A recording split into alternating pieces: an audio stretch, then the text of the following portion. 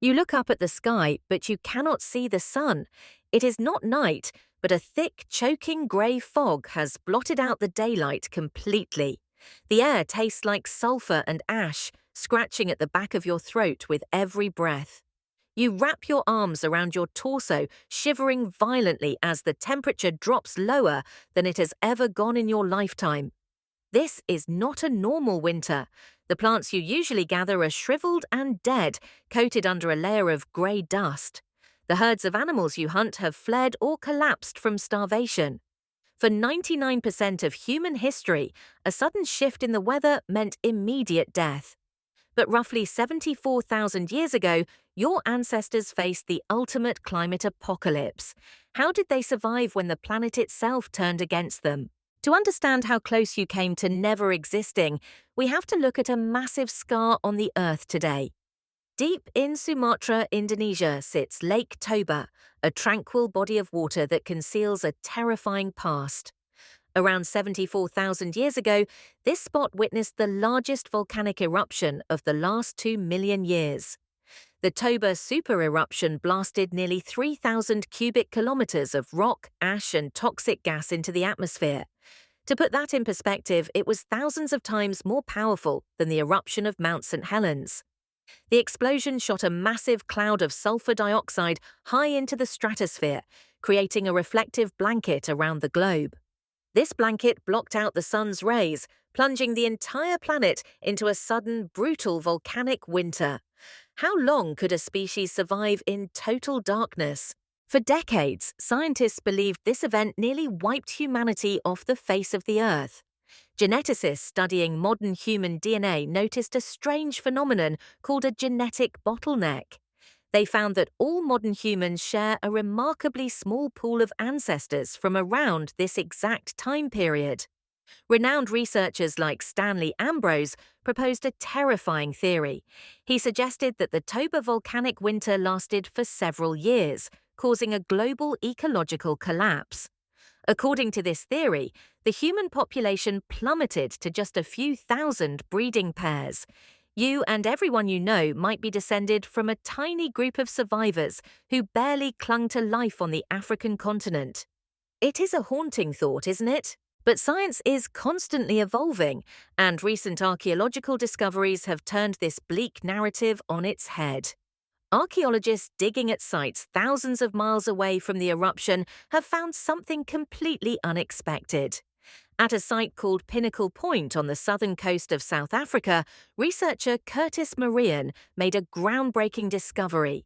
He found layers of microscopic volcanic ash from the Toba eruption trapped in the ancient soil. Right alongside that ash, he found thousands of stone tools, animal bones, and signs of continuous human occupation. The people living there did not die out. In fact, the data showed they thrived right through the worst of the volcanic winter. How did they pull off this impossible feat of survival? So let's reconstruct a day in the life of these ultimate survivors. Instead of relying purely on the land, these ancient humans turned their attention to the ocean. When the volcanic ash poisoned the plants on land, the marine ecosystems provided a reliable safety net. Curtis Marian's team discovered that these humans were highly skilled at harvesting shellfish, tracking the lunar cycles to predict the tides perfectly.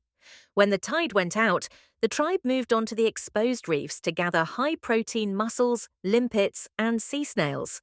While the interior of the continent became a frozen desert, the coast offered a stable, predictable food supply. Have you ever considered that your existence today might be thanks to ancient seafood? But food was only half the battle. Surviving an apocalyptic winter required a radical shift in how humans interacted with each other. Anthropologists studying modern hunter-gatherer societies, like Polly Wiesner's work with the Jew Huansi people, give us a clue. When resources become incredibly scarce, humans do not always turn into violent savages competing for the last scrap. Instead, they form massive social networks to share what they have.